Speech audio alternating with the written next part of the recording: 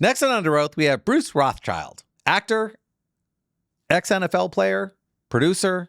Welcome to the show. Well, thank you, Jeffrey. Very nice to be here. I used to be a sports agent a long time ago. I was an NFL agent, NBA agent, and working with players and their lives and everything else. And it's so difficult. And you were in the NFL 2 years. Yes. A lot of people talk about their injuries. Oh, my knees are bad, everything else like that. The question is 2 years enough for you to suffer for the rest of your life? Yes. Since I got my knee replaced in June, rotator cuff surgery, I really should be getting the left knee done sooner, but I'll wait till next year. Having injuries where when we wake up nowadays, which I'm very happy I wake up. Yeah, that's a good thing. You have to literally spend 15 minutes just uncranking everything, stretching out every part from your head to your toes. But I'm actually one of the lucky ones because I have friends of mine who literally can't get out of bed without help. And I have friends who literally can't get out of bed at all in some cases. And so as wonderful as sports is and as fantastic as it was all the training, all the weightlifting, all the practice. Games were great, but it's like in boxing. You'll have a 12-round fight, but you'll spar for 400 rounds. So it's that training, it's those type of things. It's the lifting is the thing that tears your body apart. But when you're that age, you don't even think about it. You think you're invulnerable. Oh, yeah. I mean, I used to jump out of airplanes for the government. I was in the 82nd Airborne. Oh, wow. And now I feel it. Yeah. Now I feel it in my knees. Sure. I never thought there'd be issues. So, I hit the ground real hard. Oh, I'm cool. Right. Now, you played from 79 to 81. Yes. Now, that was before big money. Oh, yeah. Way before. I mean, what was your first contract in your first year? $35,000. $35,000. Now you hear somebody, they go, oh yeah, he just signed a 5-year, $50 million a year contract. Yes. $50 million a year. Yeah. Are you thinking to yourself, God, if I was only born 40 years later? Every day when I hear that, and with the thing that has changed so much is the guarantee money. They may sign a $50 million, but $40 million is guaranteed, which was unheard of. With basically what we were guaranteed was a nice letter when they let us go kind of thing. That was the only guarantee. If you got hurt in the middle of your contract, that money ended. Did they have the players union back then? If they did, we didn't know about it. We're actually called the pre-88s. With the pre-88s had no rights. They started to get some rights later on. And in fact, one of my buddies who actually played for the NFL, he's been retired from the Eagles, Oakland Raiders. He actually played for the Orlando Predators. He finally this year just got vested from the NFL. And it took so long for that to happen, but he's a little bit younger, so he was able to do that. He played longer, but it took literally a decade plus for him to really get the NFL to actually do something where they said, oh yeah, we're going to vest our old players. And yeah. Now, the one thing that always confused me was I know there were a couple lawsuits based on concussions and everything else. And they said, okay, we're going to take care of the older players, the ones who suffered many years ago. And you hear people like Kenny Stabler, guys like that, who, guys who don't even get out of bed, they can't see the headaches, everything else like that. I mean, does anybody ever come back and say, listen, if you have any medical issues, the NFL has a fund and they're going to take care of this. I mean, does that happen to you pre-aviators? Not really. Us guys who were paid the minimum, practice squad guys, there really isn't anything for us, and we didn't play long enough. And unless we really documented that stuff, very much like the Army, my daughter is a West Point graduate, and she did her 5 years. She's in Germany now, and she has her aches and pains, but she's documented it through the years while she was still with the Army, very much like the NFL. A lot of these guys like us, we didn't want to go see the trainer because then Lose your job. Yeah, lose their job because there's 30 other guys. One of the things about Junior Seau didn't go to a team doctor once. He had his own team because he didn't want Yeah. to be vulnerable. He literally didn't get taped up by the trainers.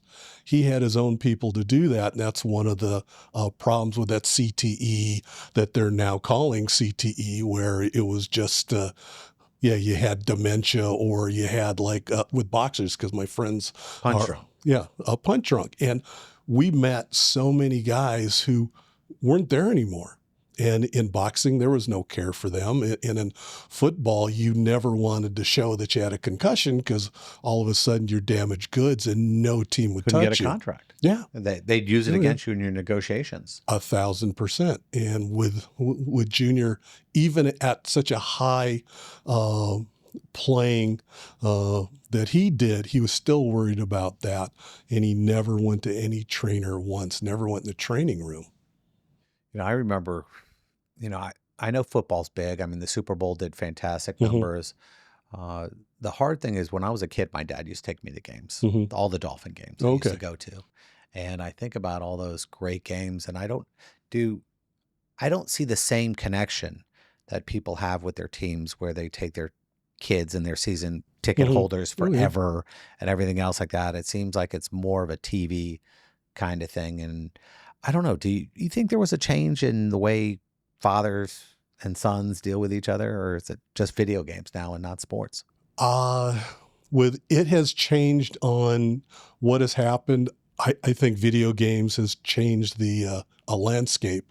When we were waiting for practice or waiting to travel, we all got together and watched Saturday cartoons, because that's what we had. We didn't have the video games. If we did, it would, like Pong. You had 3 channels: ABC, CBS, and NBC growing up. Absolutely. Yeah. And so we just watched cartoons because that was something that literally brought the whole team together.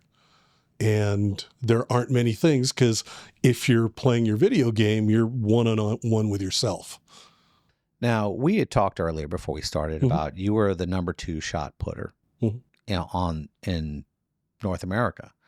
I mean, you could have went to the Olympics, but you had explained to me why you chose not to. Yep. And it's so unusual to me. Think you're the number 2, you're almost guaranteed to go to the Olympics, but you chose another direction. Yeah, and it really was, if I wanted to do that next level, as the coaches wanted, as friends wanted, it would be to take steroids and lift like monsters in the off season, and who knows what would happen with that. We got to watch later on, when you combine things like growth hormones and steroids, and you get a Lyle Alzado. Yeah. Did he die of a brain tumor? Yeah. And he was in better shape with the couple years when he just went steroid and human growth hormone crazy. He was in the best shape of his life. He was a beast. Also mentally, he was frying his brain with just anger issues, and that's one of the reasons why, going back to Junior Seau and the CTE, he just found himself angry, and he was afraid he was going to hurt his girlfriend at the time, or his kids, and things like that. So that's why he ended his life. All to do a job. Yeah. All to do a job. And people don't understand the long-term effects of steroids and things like that. Oh, yeah. As an agent myself, I knew how tough it was for players to heal. And people don't realize about steroids, it wasn't about just getting bigger. It was about recovery. That you could play a brutal game and be ready 6-7 days later. Forget practice 2 days later. My total knowledge of sports is high school, and we had a very competitive team, and I played both sides of the ball, and I can tell you 2 days later, I would be suffering. Oh, yeah. And I know that steroids, your recovery is so much better. Yep. Now, they didn't have testing back then. Right. So I guess it was expected. Your agent would go here, go to this doctor, go to that doctor. Exactly. I mean, when you're on a team and you're going, I'm not doing this. I wouldn't do this to go to the Olympics. I'm not going to do this to play football. Right. I mean, that must have been tough for you to look around going, okay, my career is going to be limited because I don't want to do these terrible things to my body. And back then, you didn't even know the full Right. extent of what would happen to you. Oh, absolutely. Well, there were kids in high school. In fact, one of my friends, Jim the Anvil Neidhart, who ended up being a wrestler, he was number one in the nation in high school as a shot putter. And he actually went to UCLA, didn't do well at nationals one year, and literally tore the with the college president, his last name was Morgan. Uh, After the track meet, he went into Morgan's car and literally destroyed it. That was a hard thing because I always knew there are people, you go to the gym, you go around Hmm. there, people who seem like they're on something. They Oh seem yeah. like they're unstable Hmm. and everything else like that. Is it really that? I guess it's that important Oh to yeah. be competitive, you're willing to do something so drastic. And you weren't willing to do it. You said, listen, No, it's not worth it to me. no. Yeah, I saw uh, with being in sports for so long and actually growing up in San Diego and going to training camp when I was a kid to get signatures from guys like Ernie Ladd, who played football and then later got into wrestling. And you see these guys and you see how they interact. You're going, okay, there's some things that aren't right here. And then watching Jim Neidhart, and his entire back is filled with acne and things like that. And just seeing those things and knowing him pre steroids and then in high school taking it. And then he was almost an experiment at UCLA on steroids while he was there. He was injecting so much because they weren't cycling on, cycling off properly, which they've found. But one of the things that they talked about wasn't just being able to heal faster, get bigger, was that you literally can make yourself quicker because it actually sped up with the synaptic nerves being able to get that motion from that thought out to your muscles. And you see some of these incredibly quick people back in my day going, yeah, that's not normal speed. And they weren't just fast, they were incredibly quick. And they were all taking anabolic steroids, either in pill form or most of these guys were shooting up every couple days. Now, a lot of people probably started to, keep their careers. They're in the NFL 1 year, 2 years. They're not getting to the next Mm-hmm. level. They want a better check. They want this. How tough was it? I mean, there has to be a certain amount of pressure being put on them Oh by yeah, their families, by their agents, by yeah, people around them going, hey, listen, you want to be better? This is what you have to do. yeah, And I can't imagine the stress level of that going, okay, I've got to do this. yeah. Oh yeah. My coaches and friends were so for it, but I was very lucky. My mom and dad were saying, no, don't do it. We don't know enough. And my dad was a reader, and what he had read even back then was, you're going to kill yourself and it's not worth it. Sports is sports. It's supposed to be fun, but in college, you realize it's a business. And then in the pros, it's the Fortune 200. It's there was and is so much money for the top people, and so much pressure knowing that there's 25 guys who want your job because they don't realize what happens. And so for me, I was very lucky where I wasn't being pressured by my older brother or my mom and dad.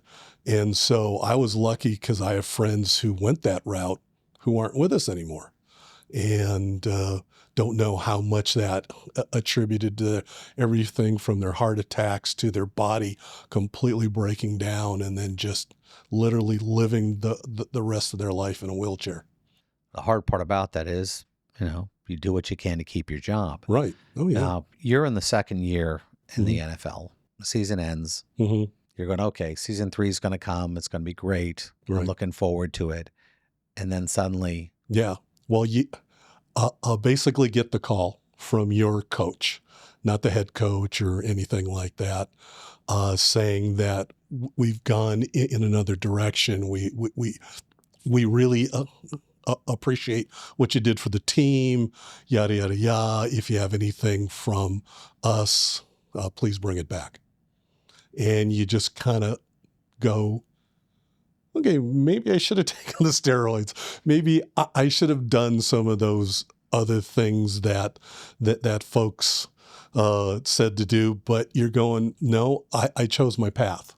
And my having such strong parents, my mom going through the Japanese relocation camps, my dad being in the Army, Air Corps, and Jewish, and folks from the South wanting to know where his horns are. Yeah. Literally in World War II. Yeah, listeners might not know that. A ridiculous stereotype like 40, 50 years ago were that Jews had horns. Yeah.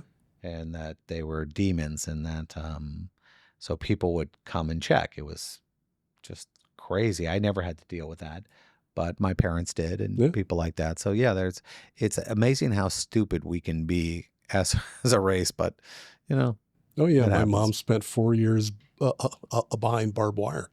Yeah. Because she was born in San Francisco, her mom, my grandmother in Hawaii, but they're Japanese. So all Japanese in California. My mom spent her almost 4 years in Heart Mountain, Wyoming, and a family lost everything when they were shipped out. So man's humanity against man makes me very worried about this administration and kind of things that are happening. And I think we just deal with a lot of difficult things, and how we deal with them is unbelievably important. Yeah. I mean, for example, you get the call.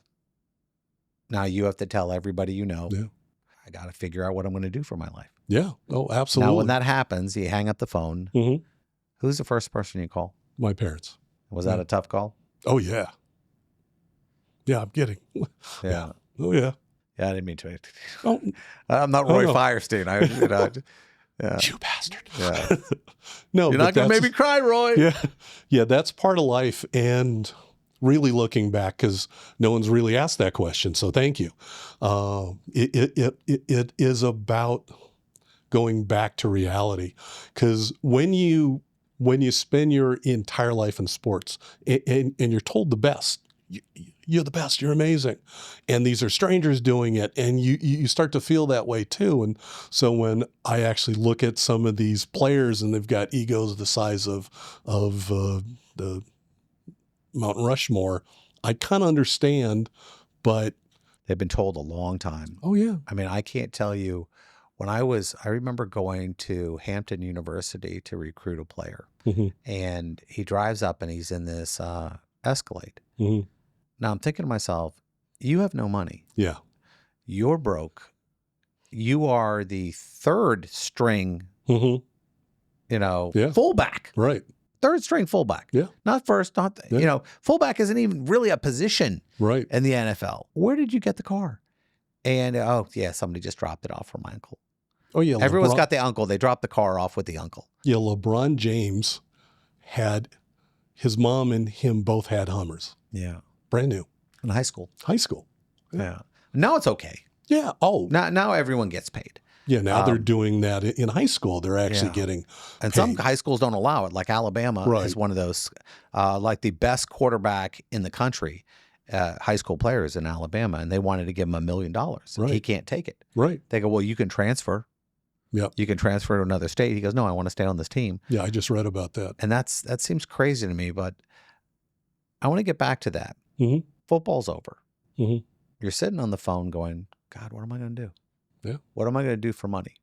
And, listen, when you come from a Jewish family, there's the assumption that your education, you're going to do something with it. You're going to be a productive member of society. I'm not saying that other families don't do that, but, Jewish people are very serious with that stuff. Parents are tough on you. The Japanese mother, it's now doubled. So you get off the phone, you go, okay, what am I going to do for a job now? Right. I mean, what does it immediately, you go, oh, I'm going to do this. Or are you just sitting there going, it's going to be a lot of alcohol till I figure this out? Uh, Actually, yes and no. And it was actually, okay, I'm going to take a few months, because that was one of the things Mom and Dad said, hey, well, why don't you take a few months and just relax, not think about it. And it was after that I actually called my cousin, who was in the hot tub spa business. And I'd been in hot tubs and cold plunges from the time of high school on. And that's what he sold. And I went, I could probably do something like that. I'm semi-personable. I actually, up until about college, I stammered so badly, I actually wouldn't talk to family members. And so I'm thinking, well, okay, so I'll start with him. And I actually started doing installations. And people are going, didn't I see you last? Yeah, I kind of took, yeah. And Taking some time off. I'm taking so some time that off. was interesting. But even while I had my contract, which was tiny, we all had second jobs, because guys like me in the practice squad and things like that, we got paid league minimums, and we had talked about that. And it was, okay, well, what else can I do? So I always had things like that, realizing, well, I'm not Chuck Muncie. I'm not Dan Fouts. I'm not making that kind of money. So what do I do? And so I started doing that, and I still do that to this day. Hot tubs, cold plunges, saunas, pools, with all that fun stuff. So I get to dress like this all day long. But that's not it. Yeah. It's not it. You Yeah. still, people always ask me, they said, Jeff, you run a law firm, Mhm. you do stand up, you write comic books, you host a show. Yeah. Why? Yeah. And I say, well, I think everything you do makes you better at everything you do. Yeah. You're also producing a television show right now. You're trying to get a television show produced at Netflix. Yes, and also possibly Hulu, called House of Darkness, House of Light. It's actually, as the executive producer, it's actually the real story of the original Conjuring, which was the Perron family, Roger and Carolyn Perron. Carolyn just passed away this last year. They've lost one daughter, but it was Annie, or Andrea Perron, wrote a trilogy of books called House of Darkness, House of Light. And that's what this movie by James Wan was actually based on. But they took about 2% of what she had actually written and just added tons of Hollywood, which that's what Hollywood does. Everyone has to put their finger on it. Oh yeah. Like I'm putting my stamp on it. I'm putting my, look at what I did. Now, I'm an attorney. Mm-hmm. This family got screwed. Oh, 100%. Horribly. I mean, the money, everything else like that. I mean, and now they're working with you. And you're going, okay, we're going to take care of you now. We're going to make sure these things are covered. Right. What do you think the biggest mistake they made? Well, what happened, because I spent a lot of time with Roger and Annie, and they had someone representing them who at the last moment said, we've changed everything. We're now going to give you a few $1,000s per family member for the story. And if you don't take it, we'll just take you guys completely out of it, and they'll be called the Peters or something. And so without spending any time of, well, let's talk to a lawyer who's not involved with the movie, they just really signed their life away. But that's what all of Hollywood is built on, is the bones of actors and writers. That if I had to tell you, my biggest heartbreak was I wrote this book for my son. Mm-hmm. I show up to Comic-Con the next year, and there's a television show being aired. I'm going, this is weird. This seems a lot like my book. Yeah. And they completely mugged the trailer for my comic book, and it was the trailer for the show. And I'm going, wait a minute, you copied the trailer, you copied scenes, you copied this intro, this 4-page intro of my book, you copied it basically almost shot for shot. And I contacted an attorney, Hmm. and they go, "Well, Jeff, you can fight it. It'll take be about 7 years, Yeah. and you'll never work again. Right. No You know, chance of working again. never chance of working again." And even as a lawyer, that's tough to hear because you're going, "Well, am I going to give up 7 years of my life? Am I going to do these things?" Hmm. And then another movie came out, Hmm. even more famous. They're doing a sequel now, and they stole the main character of my book. And when I say stole, I'm Yeah. talking everything, the relationship with the parents, Yeah. what happens, how he learned what he did, Yep. everything. I mean, in the scenes, I'm watching this movie and nobody told me. Hmm. And I happen to walk in and I'm watching it. I'm going, oh my God. Yeah. Scene for scene. Yeah. The storyline, the plot line, everything. It's not like, hey, we got this character who's kind of resembles your character. Right. But when you're stealing whole scenes and whole Oh, yeah. backgrounds and everything else, backstories, it's painful. So now you're trying to do this show. It's going to be basically a 3-season arc. Hmm. Yes. That's a lot. Yeah. It's not like, hey, 1 season, 2 seasons. Oh, yeah. You're shopping it as a 3-season arc. Yeah. And one of the things that we started with Netflix, they wanted all 3 seasons written, Wow. which is They very rarely commit to 1, much less 3. right. Now they've only slightly committed, but said if we get these 3 years worth of shows, okay, we're going to start to really work with you. Up until that point, now we've got 400 people writing scripts for us right now. So if you want to do this, you guys need to spend the money with your script writer, get it down. With Annie spent a lot of years doing this with the writer, with no guarantees again.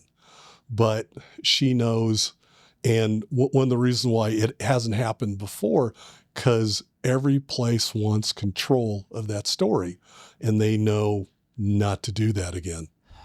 It's hard. Yeah. It's hard the minute you compromise, that first compromise. Yeah. The most powerful word you can say in Hollywood is no. Yeah. And the more you say no, the more they want you. Mm-hmm. The more you say yes, the less they want you. Yeah.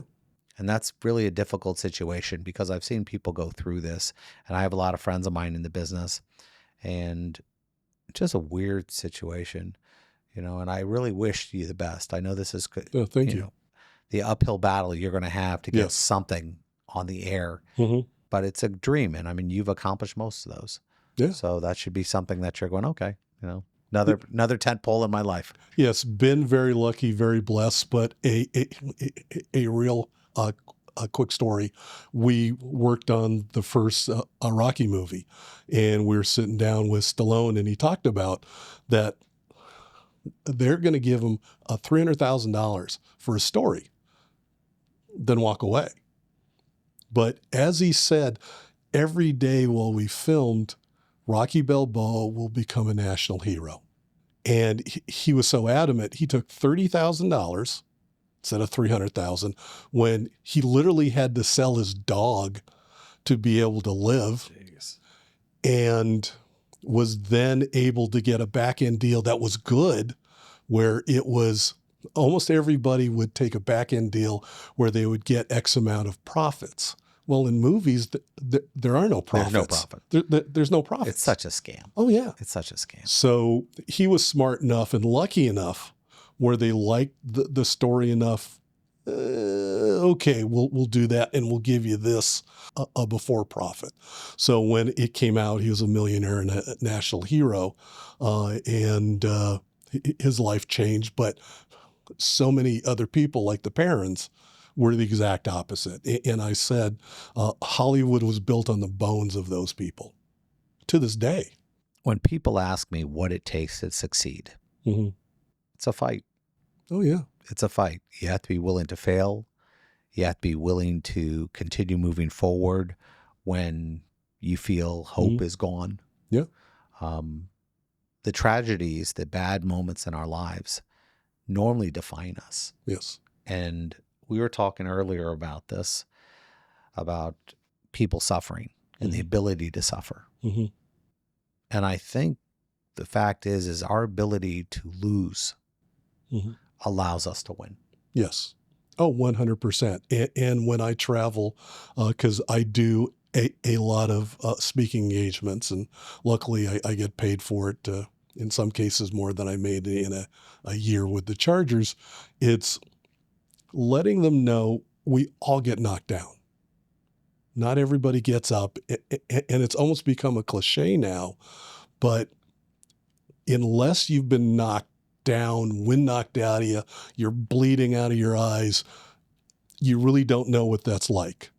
And if you just stay in the dirt, you're going to stay in the dirt.